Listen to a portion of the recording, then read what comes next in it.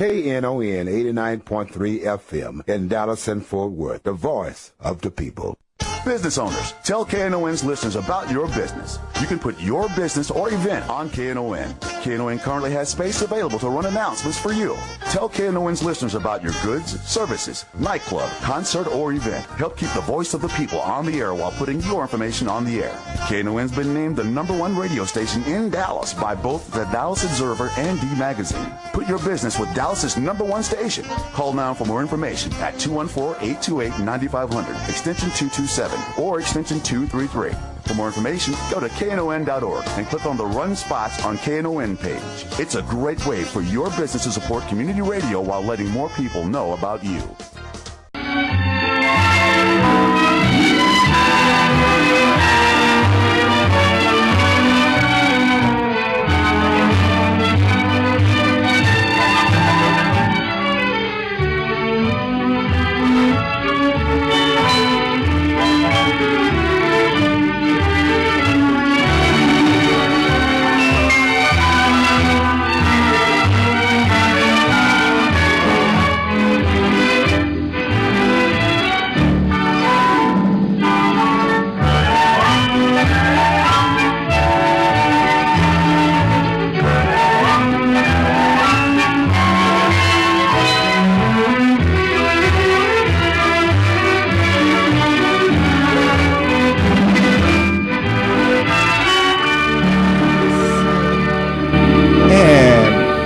And good morning and welcome to Lambda Weekly, the oldest, longest-running gay and lesbian radio show in the world. I'm Dave Taffet, and I'm here with Lerone Landis and the late Patti Fink, and our guest is Rebecca Covell.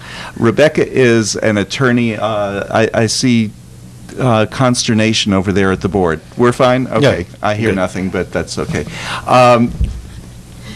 I hate when I see consternation from KNON people over there at the board. Especially when they have a Superman logo on their shirts. Right. Because Clint is the man.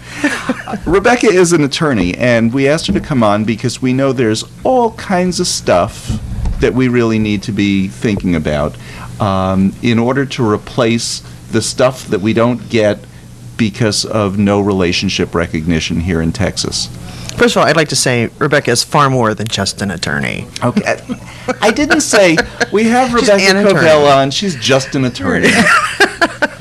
Oh, go She's on, like really. A legacy of leadership in our community in Dallas for a very long time, and nationally. So well, thank you, we're Patty. Excited to have you on the show. Just this week, she won an award, the Dallas Voice Reader's Choice Award. Yay! Thank you. Congratulations. And there's a lot of competition. Is that right? Yeah, there are a lot of lawyers. You can't throw a stick without hitting a ton of lawyers. So I was very honored, very honored. Well, one of the reasons that we did want you on is we were talking several weeks ago about a case where one partner was suing another partner because of custody. And I know I talked to you about that case, and that's not really something that you handle much, but you do handle a lot of the just regular relationship stuff. I do. I, as I'm often fond of saying, I'm really good at sticking people together. I do lots of wills and trusts and powers of attorney and help create relationships when none exist. However, I don't do the tearing apart and divorce work. So if there are custody battles or divorce-type matters, I have a Rolodex full of attorneys who are happy to talk to you, but I'm not one of them. So you're a uniter, not a divider. There you go, exactly. And I'm compassionate about it, too. Well, that's good to know. Okay, so Patti is in a traditional relationship. She and Aaron have been together for 10 years. When I say a traditional relationship, I mean not like mine. I was about to say, what's traditional about the relationship? Girl meets girl, girl moves in with girl, hires U-Haul, and they live happily ever after. That's a traditional relationship. They it's nest. what I grew up with. Yes. Okay. More than 10 years, by the way. Mm-hmm. More than 10 years. Yay. Yeah. More She's than in 10 a years, long-term relationship. What are some of the things that Patti and Aaron should have, but they don't? Besides love. Besides love. Oh, you have that. We That's have love. You have love.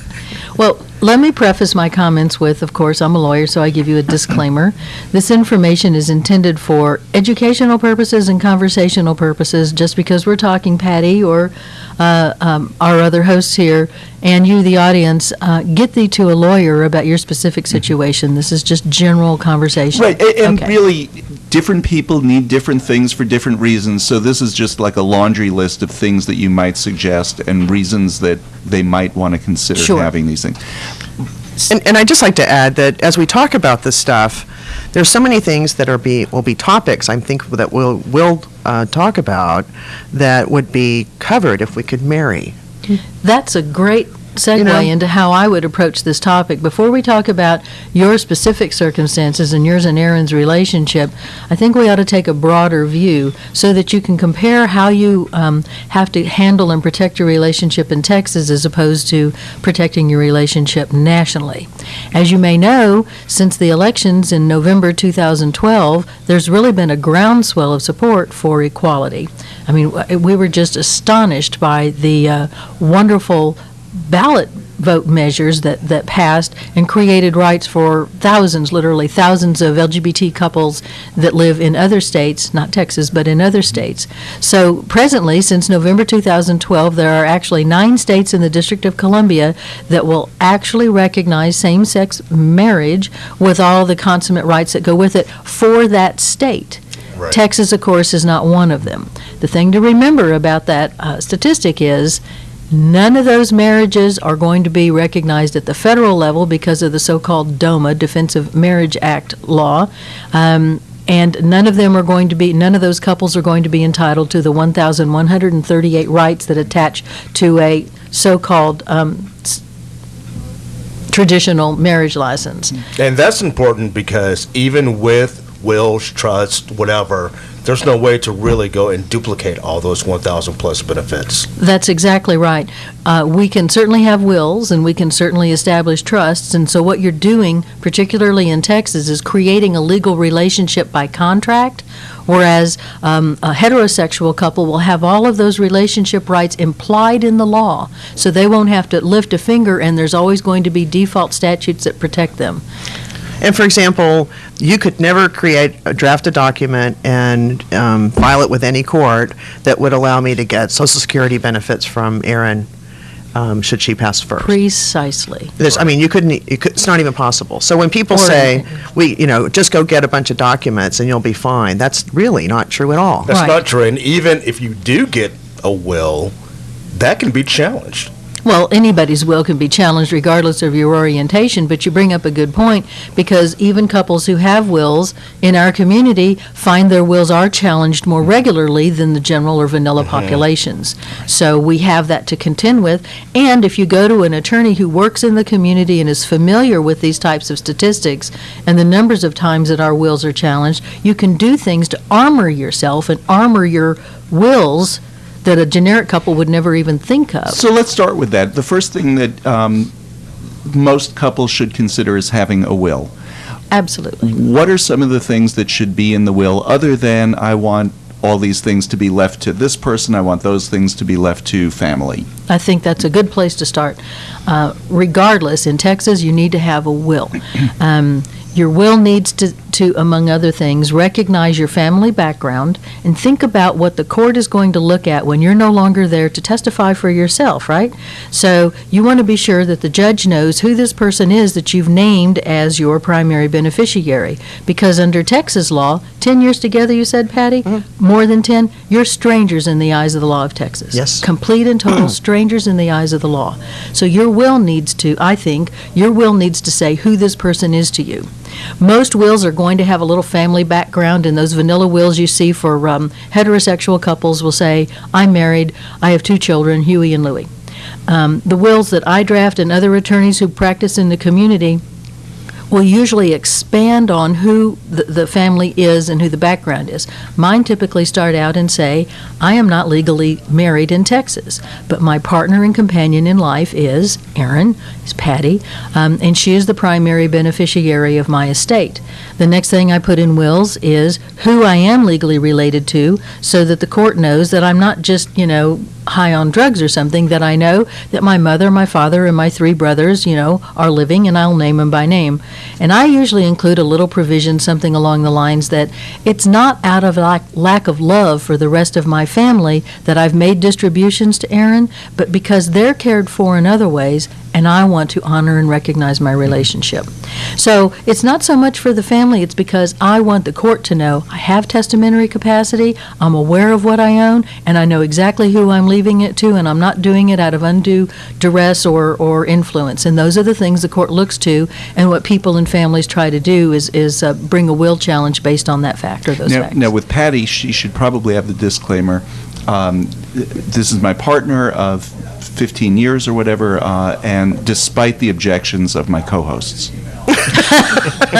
Probably. We should probably bold that, I think, so that, the judge clearly sees that. Oftentimes I'll say that we have been companions in life since, the earth cooled or something, so that they know it's been a very long time. Because it's warming up again. There might be some confusion. That's right. Since before the earth warmed, maybe that's the way to say it. So would you start off a will? My situation is a little bit different than Patty's. I'm actually it's really different. I am legally married, though I know we're well aware it's not recognized here in the state of Texas. Where are you legally married? What state? We actually got married in Vancouver, Canada. Okay, you're a Canadian marriage. Yeah. Okay. Go ahead. And we have a child together. Both legally are the parents of this child. When they decided to find a surrogate, they found a surrogate in Maryland where both names could go on the birth certificate. Yes, both of our names are on the birth certificate. So, have you done anything in Texas that would legitimize that birth certificate with both your names? Because Texas won't recognize same-sex couples on a birth certificate based on what I've been told by family law attorneys. Mm-hmm. You remember that disclaimer, I'm not a family law right. I know, I've actually heard just the opposite. Okay. Yeah. Well, I defer to your better judgment because I'm sure you've looked into this in detail. But we haven't done anything other than that, no. Okay, so you and your partner are husband in Canada. Mm-hmm. You have a child. You now reside in Texas. Mm-hmm. Did you reside in Texas at the time you went to Canada and got married? Yes. Okay, so you've always been a Texas resident. Yes. So your question is, how would your will look different from maybe Patty's? Mm-hmm. Well, for one thing, you would want to recognize that you have a child that is, what I would say, let me back up and say, I would say, we are legally married in Texas. I'm sorry, in Canada. And I understand that Texas does not recognize the legality of my marriage. However, if it ever does, if my marriage is ever recognized in the state in which I'm domiciled, and by the federal government, then I want him to be treated as my legal spouse for all reasons. Because there's an unlimited marital exemption from estate taxes, among other things. There are spousal exemptions that apply, and you would want to be certain that your husband was entitled to those particular exemptions. So you'd start out recognizing, I understand I'm in Texas, I have to draft this as if I am single in Texas, but I am married in another country.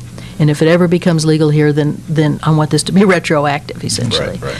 And then I would suggest that you would both say, we have a child together, we are both recognized parents in the state of Maryland, and the child's name is so-and-so, and it is our intention that my will benefit both my husband and my children.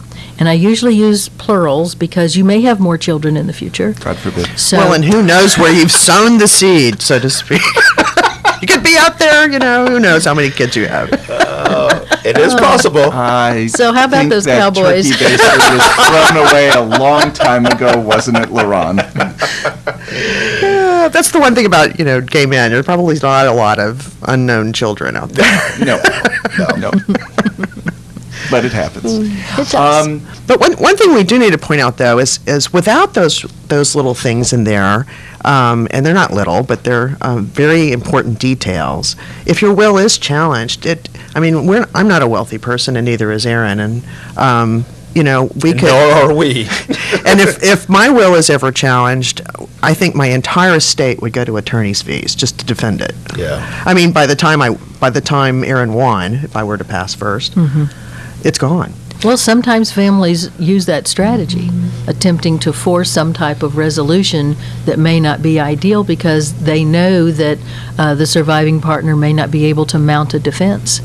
I would like to think that there would be resources available from the community or other ways so that justice would be done, because when you have a properly drafted will, you are in fact entitled to leave your estate to anybody you want, whether you are legally related to them or not. There is no requirement under Texas law that you name mommy or daddy or brothers and sisters or nieces and nephews as your beneficiaries. Is there a way to put a poison pill into a will that, should somebody challenge this will, that person is automatically disqualified from receiving anything from my estate? Well, in fact, I usually do put what's called a no contest or an inter rerum clause in wills.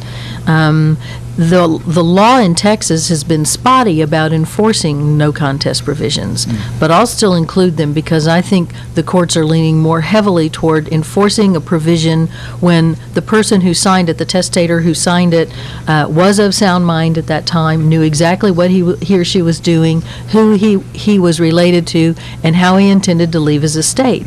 So if you include a provision that says if anybody challenges my will, I want it to be construed as if they predeceased me. Mine actually even say, and their descendants predeceased me. So if it's a brother or sister who challenges your will, maybe your will says, I leave everything to partner. If she doesn't survive me, like in Patti's case, then I leave it to my nieces and nephews. But if a brother or sister challenges the will, then they potentially would be writing out not only themselves, but their kids.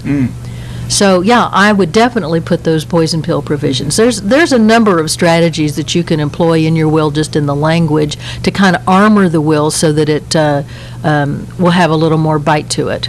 And we're talking to Rebecca Covell. She's an attorney here in Dallas. Her practice emphasizes GLBT couples. I'm Dave Taffet here in the studio with the late Patti Fink and Lerone Landis, and we'll be back with more right after this. Knon thanks you for your pledge to our recent pledge drive. Now is the time to make your pledge count. Send your pledge to Knon's P.O. Box 710909, Dallas, Texas 75371. If you missed our pledge drive, you can still support community radio by pledging on the web at knon.org. Your pledge only counts if you pay it. That's Knon Box 710909, Dallas, Texas 75371. Be sure you put the name of the show you are supporting on the check, money order, or the envelope. Questions about Knon Pledge Drive, call 214-828-9500, extension 234. This is Sonny Boy Mark, and I'd like to take a minute here to tell you about over 60 minutes of great blues listening available now on Knon's Texas Blues Radio Volume 5 Blues CD. This is some great stuff, folks. 15 tracks from the Two-Tones, Blues Boy Bo, Betty Whittington, Andrea Dawson, Kirkland James, Sonny Colley, Johnny Red and the Roosters, the Chris Watson Band, the Rough Cut Blues Band, Jeff Stone with Charlie Love, David Millsap, Sir Loin and the Ass Kicking Machine, Michael J. and the Paul Bird Band, and JJ and the Detonators. The 1,000 copies we made are selling fast, and we won't reissue it. Get yours now at Forever Young Records in Grand Prairie, Record Town in Fort Worth, and in Dallas at Bill's Records and Rewind Music. The CD is available as a download at cdbaby.com. All proceeds benefit Knon, sponsored by Forever Young Records. Vinyl copies available at Forever Young Records only. For more info on Texas Blues Radio Volume 5, visit knon.org. Your ears been bending for some blues? Well, feed them the real thing with Texas Blues Radio Volume 5. Hi, this is Candy Markham, and I listen to Lambda Weekly on 89.3 KNON FM. Listen.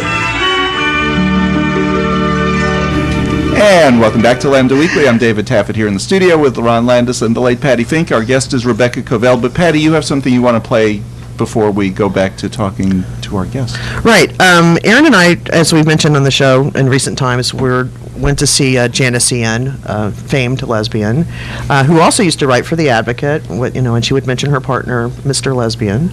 But she's very famous musician. Our generation remembers her very well. But she performed at the AT&T Performing Arts Center recently, and we spoke with her, and she had performed this song there. And she said, download it, go to my website, get it, play it. It's called Married in London, and it's something she wrote and performed in London when she performed at the Olympics. We're married in London, but not in New York. Spain says we're kosher, the States say we're pork. We wed in Toronto, the judge said amen. And when we got home, we were single again. It's hard being married and living in sin. Sometimes I'm not sure just which state I am in. Thank God I'm not Catholic, I'd be a mess, trying to figure out what to confess.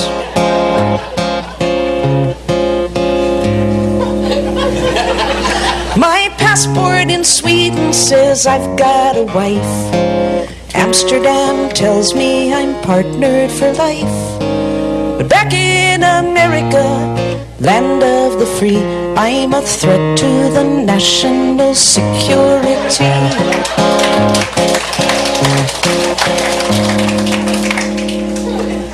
If I were a frog, here's what I would say. It's hard being green, it's hard being gay. But love has no color, and hearts have no sex. So love where you can, and screw all the rest. Thank you very much. I think that just about says it. That's fabulous. I love that. And it is. It makes you schizophrenic when you think about your rights in one country as compared to other countries. Or even one state. Exactly. Yeah. You just what I go was gonna across say. the border and things are different. Like there was a horrible law in Oklahoma that's been taken off the books, but that said that if Lerone were driving from here to Kansas while he was in Oklahoma, Gabrielle wouldn't be Danny's. And that's actually when that law was thrown out because of a court ruling. That's when I was told by another attorney, absolutely, Texas would recognize both of us as legal parents. But in Texas, if we had adopted our daughter here in Texas, only one of us would be on the birth certificate. That's the difference. That's what I was told. There's a bill before the House now and in the legislature in Austin to eliminate that obstacle so that you can both be on the birth certificate from the beginning. Well, you're on the cutting edge of that issue, and I totally defer to your family law attorney on your legal rights, and I would probably get a second opinion. Well, and I'm agreeing with you. I think what the real answer is, it depends on what judge it comes up before. Yeah. If it comes up in front of a Dallas County judge, family court judge, chances are he or she will rule in your favor because they're looking at what the intent of that family was. We have good judges here. Go up to, and even I've heard, actually, even in Collin County, some of the judges are starting to rule very fairly for that family because they're ruling what's best for the child. Get much further north or much further south of here, not so much. Right. Well, except when you get to Austin and Travis County, then you'll probably find a more fair-minded judge. But that's the flip side of this fight for marriage is, shouldn't one of the rights of getting married is the right to be divorced? And the big issue that's come up in Texas several times already and is pending on appeal is whether a couple who's been married in another state who actually either got transferred here with their jobs or for whatever reason are now Texas residents want to dissolve their marriage. 50% of traditional marriage is dissolved, so it's not surprising that some gay and lesbian relationships don't make it either, present company excluded. So it makes what we've tried. So it makes it's an interesting legal conundrum because you go to, depending on whose court you get in, you may be dismissed out of hand, and the Attorney General has actually intervened in several petitions to divorce and insisted that the judge dismiss the case.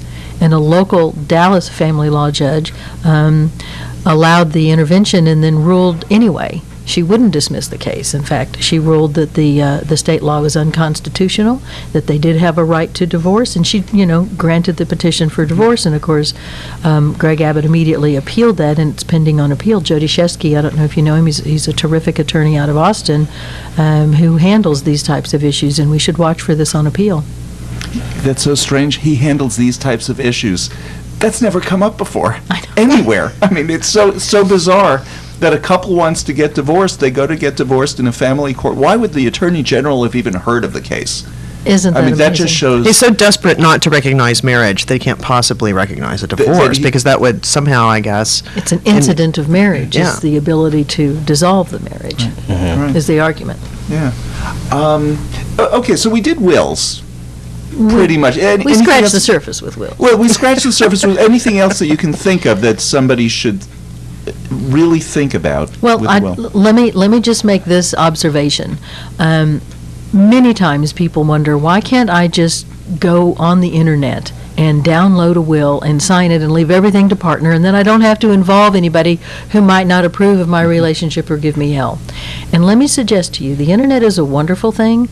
It has a lot of interesting information on it, but it also can lead you to information that Bigfoot walks the earth. So you have to be careful with the kind of information that's there.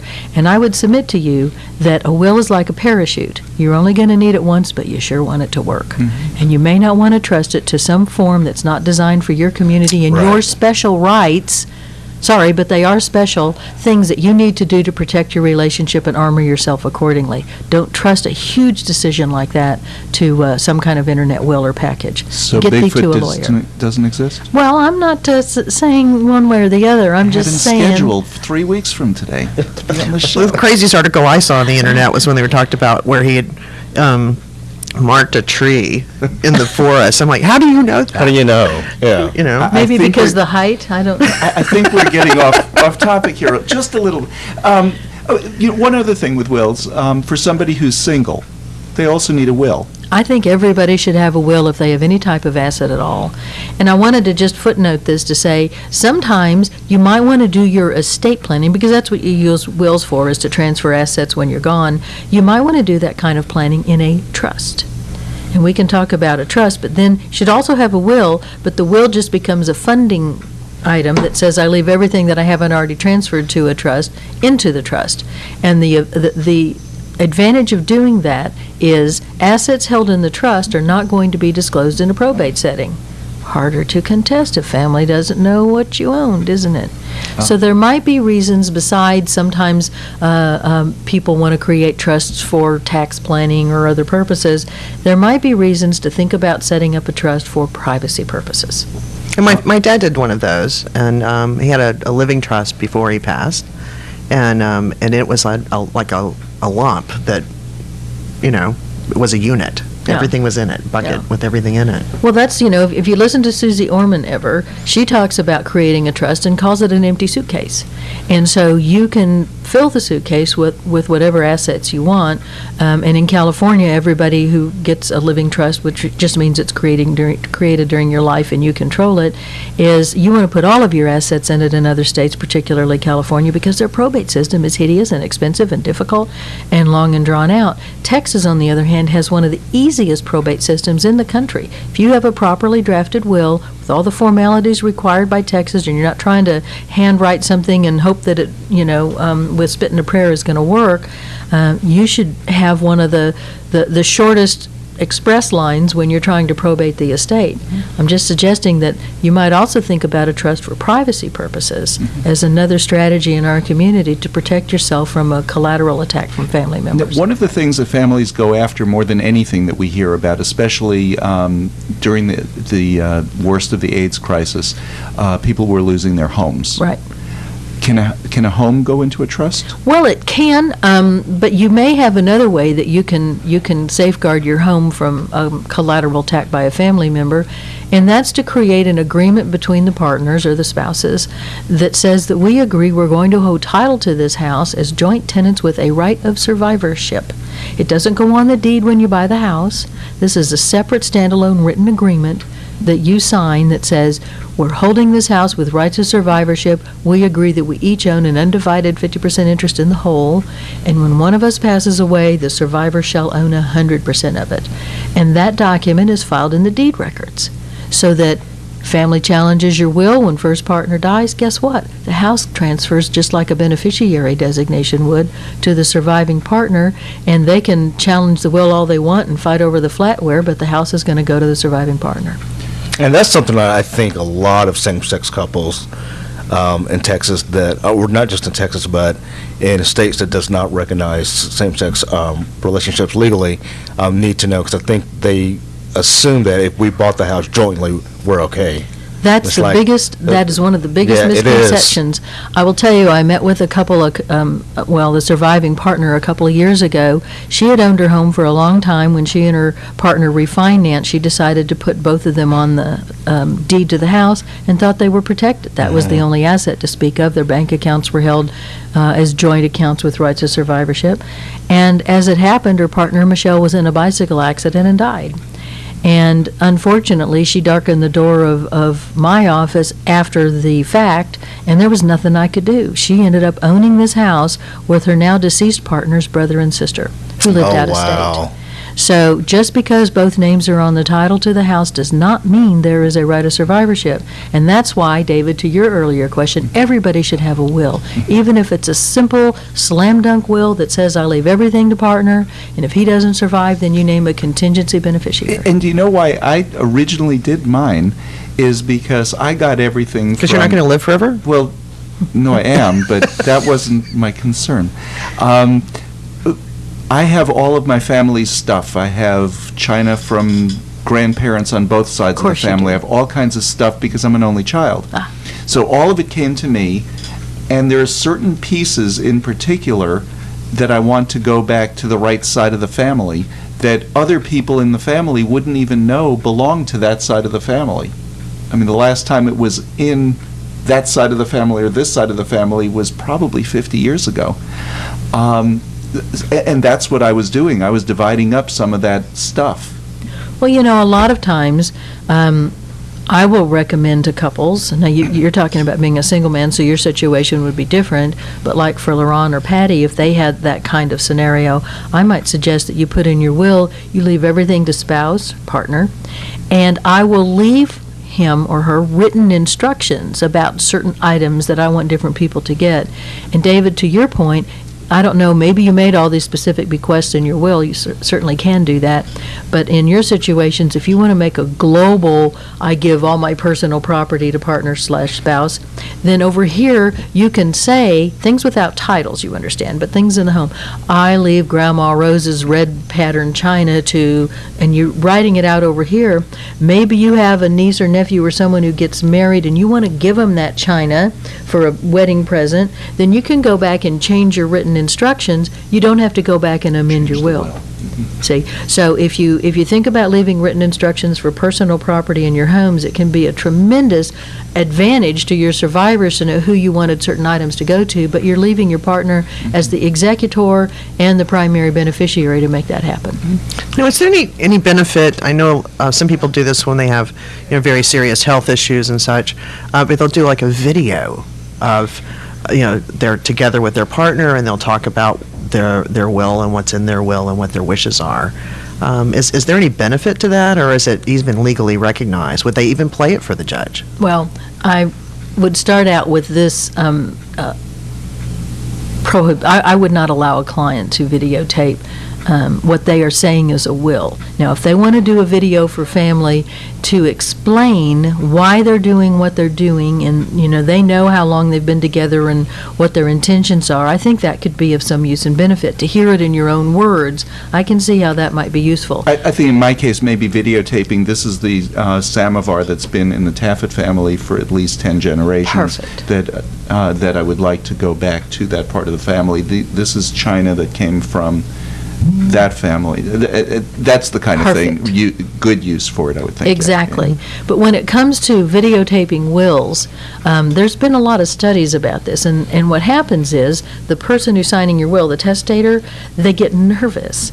And so, there's being asked questions, and, they're all bug-eyed, and they don't know, and it comes off that maybe they don't look to be of so sound mind, and maybe they don't look to be aware of what they own. You have to be aware of the nature of your estate and the natural objects of your bounty, as they say. So we'd want to keep Aaron off tape. Entirely off the tape. But But the thing is, since you don't know how they would react, and you want to say, okay, well, let's do another take, and so you do a second take or a third and a fourth until you get it right. If your will is contested, the other side is going to get to see all the outtakes too, and you're just adding fuel to the fire. Instead, if I think there's going to be a will challenge, there's a couple of things that I'll do. I'll be the notary for one thing, which means they'll have an attorney who's notarizing the will and asking the questions, so I know it's going to be done right. And sometimes I'll have one or two attorneys serve as one of my witnesses and have them sign it, and I'll go through by the book. I mean, my wills are done with such formality that there's no question that it's going to be properly executed and admitted. So the family's going to have an uphill battle because all they have, the testator's gone. They're going to have me as a witness and whoever I've sat in the room to be witnesses. Then if I really think it's a hostile family, I'll have them come back in a year and sign another will. Use different witnesses. Come back a third year later, same will, same terms. The only thing that's changing is the execution date, so that if family ever does challenge the will that's done 6 or 7 or 10 years from now, and probably wouldn't be successful in overcoming it and getting it thrown out, but soon, worst case, and they do, then I've got exhibits A, B, C, and D, and the challenger would have to contest each and every one and show they lacked sound mind on each one of those dates, and they lacked testamentary capacity. Again, in Aaron's case, would be easy to do. We need to take a break.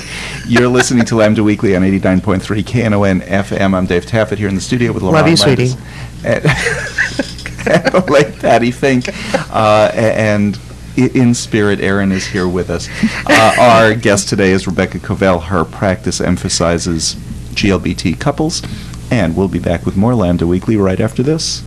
Jim Hightower has moved to be a part of KNON's Speak Up Saturday. Jim Hightower's segments can now be heard at the start of each of KNON's great talk programming, starting at 7 a.m. with Reverend Marion Barnett's show, Church Information and Open Forum, with the news and talk of South Dallas. Then at 9, the CWA presents Workers Beat with the news and talk of the unions, hosted by Gene Lance and Bonnie Mathias. At 10, the Dallas Observer presents Get Off My Lawn with Jim Schutz, bringing you the other side of Dallas news. Finishing up Speak Up Saturdays at 11 is Lambda Weekly with the news and talk of the LGBTQ community, hosted by David Taffet, Patti Fink, and Lerone Landis. Now starting at each of these shows is Jim Hightower's insightful segment at 7, 8, 9, 10, and 11 a.m. each and every Saturday morning right here on the Voice of the People, KNON 89.3 FM.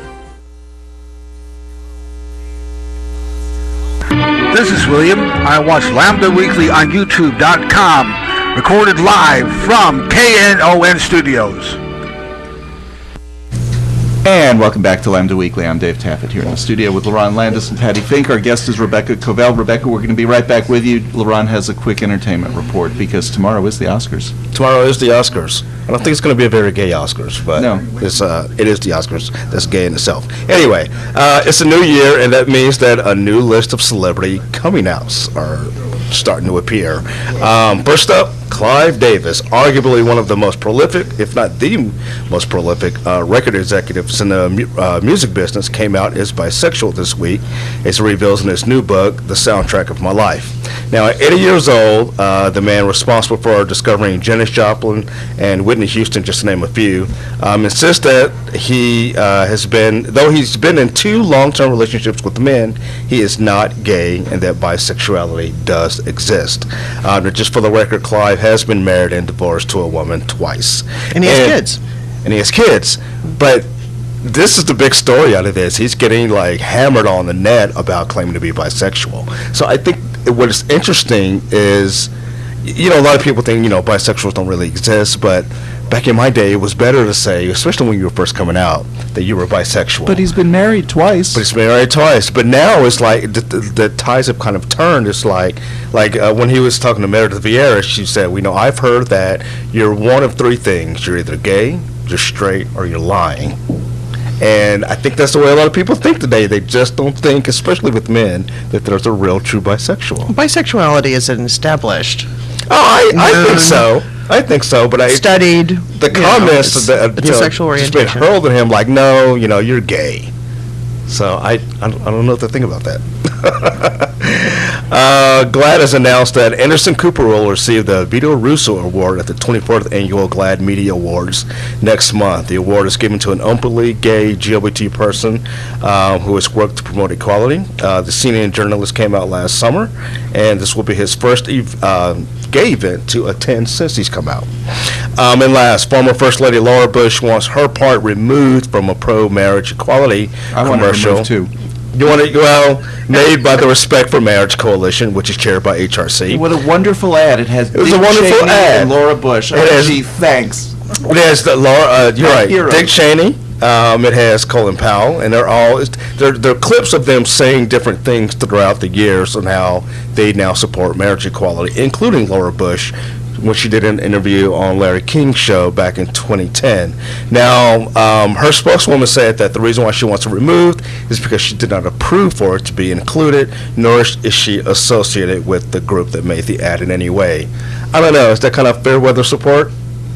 She said it. I think it's public domain. And myself. She I said don't it on know. the air for I don't know. I'd millions be of viewers. uncomfortable, though, with something I said just being included in somebody else's ad without even without permission. I'm like, I guess so I'm actually on her side. Cut her a little slack on this. I'm actually on her side on this. Yeah. She I didn't don't retract like what that. she said. I don't like that ad. Did you see it? I saw it. It's okay. I don't really like it. Why? Because who's in it? Well, because Dick Cheney is so creepy. Do Yes. you really want him on your Yes. side? I think it works better on our side if he was against us. That's just me. Kind of like having, I like having Fred Phelps against us. That helps us. Gives It us does. credibility. Yeah, it does. Nobody looks, Yeah. Dick Cheney said, well then, Dick well, Cheney. yeah. And I'm like that too. It's equally disturbing when we see the KKK come out to protest. Right. Fred Phelps in Westboro. So, it's an Yeah. odd fellows out there. It It is. is weird Let kind of them having all, Dick yeah. Cheney on our side. Our guest today is Rebecca Covell. She is an attorney. Her practice emphasizes GLBT couples. We've been talking about wills. I want to get onto some of the other things that you need. What about protecting your health? I think that's actually there's 6 or 7 documents you should consider. Everybody needs to have a medical power of attorney that allows you to designate partner spouse as your medical agent who can make health or medical decisions for you only if you're incapacitated. So I'm sorry, Aaron can't run you over and have you committed against your will if you can speak for yourself, Patty. But it does allow you, if you've been in a car wreck or something, to have Aaron there making decisions. Now, I think it's important that your medical power of attorney start with the one that's in the Texas Probate Code, and I suggest that you should include additional rights like the ones that I draft for same-sex couples that says, and my partner shall be able to confer with my physician, see my medical file, even visit me in any facility as if they were my next of kin. So mine are kind of turbocharged and meaty documents that provide additional protections that come up in our community. But yeah, medical power of attorney, and as a companion to that, you need to have what's called a HIPAA release. It's a standalone Patient Privacy Act waiver, so that you never meet Nurse Ratchet at the administration desk saying, well, you may be the medical agent, but I don't have an authorization that you can see the medical file, and they're just trying to make your life difficult. So remove the hurdles and have both of those documents. And that second one is called the HIPAA file? HIPAA release. HIPAA release. HIPAA. HIPAA release. Okay. It's a health And insurance my patient advice is privacy be act. real careful who you assign medical power of attorney to. A number of years ago, a friend of mine and I executed documents and named each other for our medical power of attorney. About a week after I signed the paper, I was in the emergency room. I had kidney stones. I'd never been in the hospital before. So the people from my office who brought me to the hospital, who should we call? I said, call Steve. Steve says, okay, he doesn't want you to keep him alive by any extraordinary means. Pull the plug. He said, no, he'll be home this afternoon. No, you don't understand. He doesn't want you to keep him alive. That's actually a third document you should have, of the 6 or 7 that are important, and that's a directive to physicians where you can make end-of-life decisions. Directive to, in Texas, it's called a directive to physicians, family, and surrogates. Other states call it a living will, and that's where you could exercise your proxy vote to say now before the need arises, should you become so incapacitated, which according to your doctors you're going to die from this condition, whether it's terminal or irreversible, then if you can no longer communicate, do you want them to stop rendering treatment and let you go as gently as possible? In your case, David, if you could speak for yourself, then you can override and revoke them trying to pull the plug and leave it in, leave it plugged in. So that's kind of an interesting They were scenario. trying to explain to, and he knew, but they were trying to, no, he just needed some painkillers until he passes the kidney stone. No. See, I think another way to resolve this is with a little chest ink. You could, spell out the "please do not resuscitate me" and on your chest in a tattoo. Mm-hmm. Yeah. And if in the alternative, you do hand placement instructions, right there on your chest. When they rip your shirt open, place palm of hand here. Then you're set. Always creative. I like that. See, Pat. my instructions are I want the state of Texas to spend as much money as they have to keep me alive. When my father was sick, it was around the time of Terry Schiavo. She was the person in the vegetative state. Well, the hospital called me up. It was real sudden that he had Alzheimer's and he had other things, but he had a stroke. And between Friday and Monday, he just went from, he was just having a little bit of pains to they were ready to pull the plug. And they asked me, and I said, well, I don't think it's my decision in Florida. I have to get the approval of Jeb Bush. They said, I don't think Jeb Bush will know. I said, yes, he will. So I called Jeb's office. They hung up on me 3 times. That's funny. That's fabulous. That is funny. I Did the love president fly back to Washington, D.C. and Congress in 2 a.m., didn't vote on what you should do? No, they didn't. They didn't take it up to the Supreme Court? I did make them wait, though, until I got there. I mean, I said, it'll be down there tomorrow. Just, can you wait? Wow. Wow, that is what. I know really we've been talking, a lot about the legalities of what people in our community should do with wills and whatnot, especially couples. But I wonder if we could talk a little bit about just the common sense of it all. A lot of couples think one half of the couple thinks, well, his family or her family wouldn't do that to me because we're so close. And you just never know. You just never know. And there's that great movie, I can remember one of the actors' name, but one of them was Brooke Shields. Cherry Jones. And it was a true story down in Florida. They didn't do anything, and when she passed, her in-laws, who were so supportive, her not legal in-laws, were so supportive while they were together, but totally changed their tunes once their daughter passed, and gave her hell. You don't have any way of knowing what's going to happen. You just don't know, because when the person died, that's kind of the grease on the wheel. And the wheel comes to a screeching halt, and you don't know that that's going to occur, and you're going to be out there with this rusty, now stopped wheel and no way to lubricate it because partner's gone, and you have no legal rights. No legal rights. So you've got to plan for it in advance. That happened to these 2 guys I represented a few years ago. They were domestic partners registered in New York before you could get married up there, and had a place here in Dallas and traveled a lot. They took Jim's mom with them to Europe, and everybody was close, They were just living beautifully. And back in New York, fast forward a year, and Jim's hit by a car, and he sustains a head injury. And this head condition made it difficult, in fact impossible, at least on the short term, for him to manage his affairs. Because they're registered in New York as domestic partners, Tony had the right to make medical decisions and could make business decisions. You can't do that in Texas because you need a statutory durable power of attorney to handle the business component of it.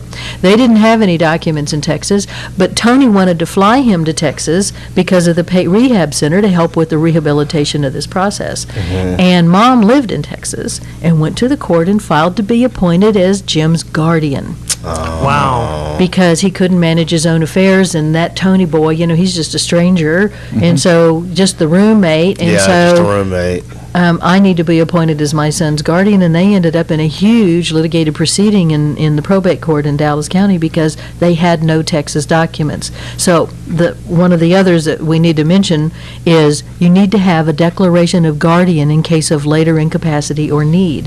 It will permit you to designate. He could have designated Tony as his guardian if he ever became incapacitated and avoided, all of that legal fight down there. Jim would go to the Tony would go to the judge and say, Jim doesn't need a guardian, I've got powers of attorney, but if you think he does, here's his declaration of guardian where he said he wants it to be me.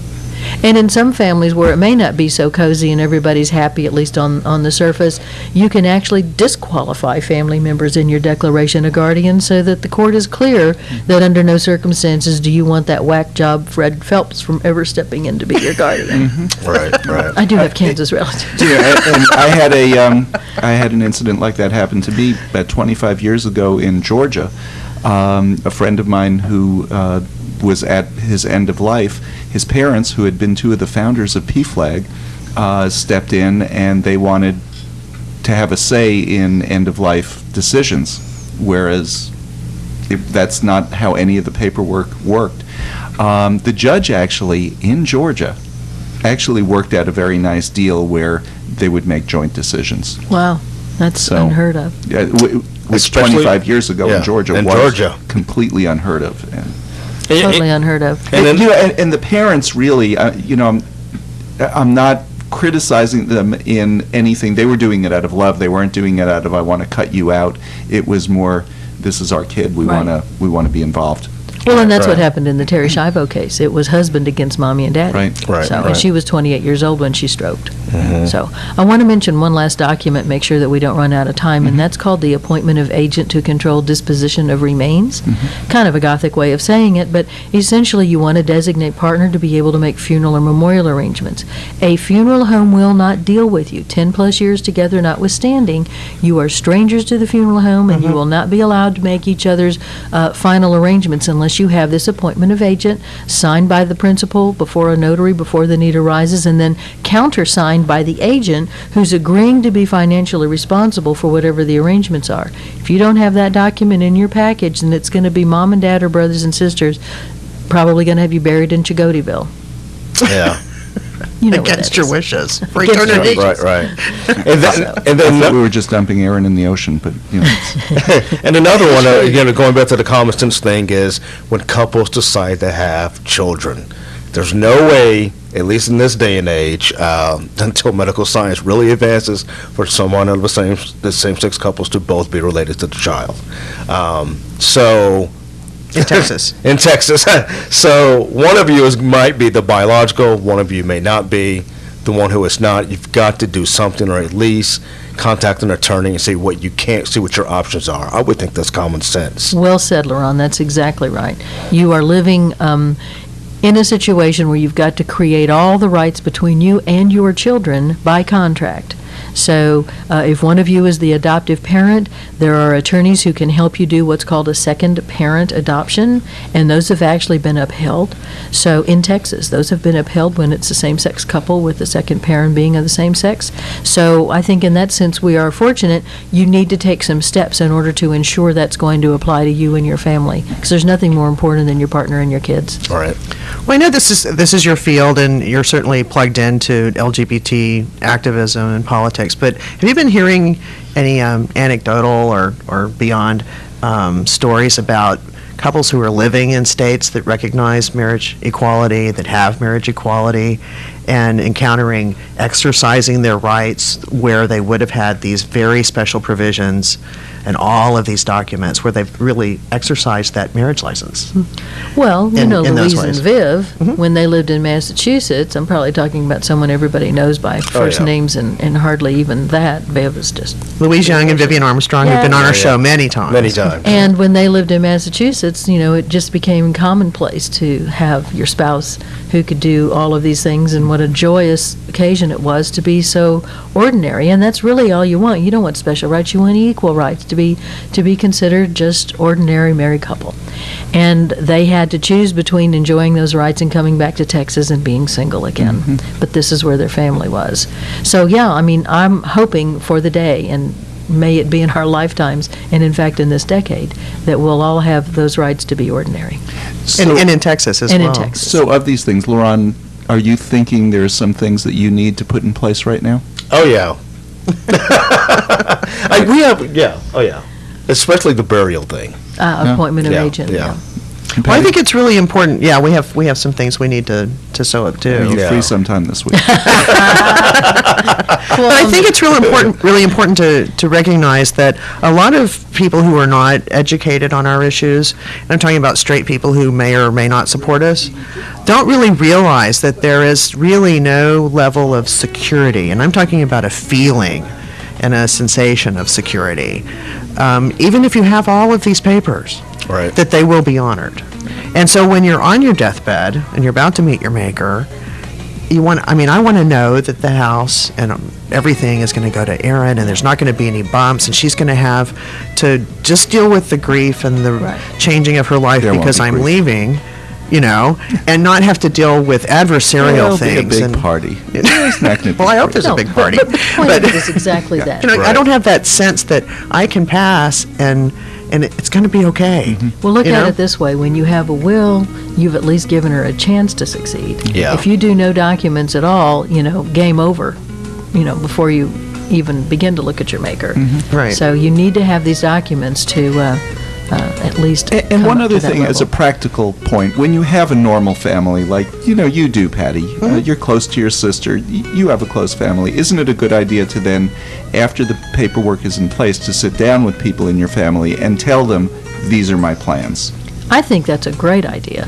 So nobody is surprised. You could call them a love letter if you don't want to sit down face to face with them, to write them. And I would say do it on the computer and sign it, but to hand write a letter, I know it's a lost art, but then they know it's in your hand and you're telling them, that Erin's important to me, that this is what my wishes are, and I hope that you will help see that she gets what she's entitled to get. So and I think that's an really ally. I think that's really important, and I had a living experience of that with my mom, and she had a living will, and told everybody knew what her wishes were, and we had to invoke that living will at one point, and it was amazing that she had already laid the groundwork that everyone in the family, everyone in the neighbors and families and friends knew exactly. Because I'm sorry, we're finished.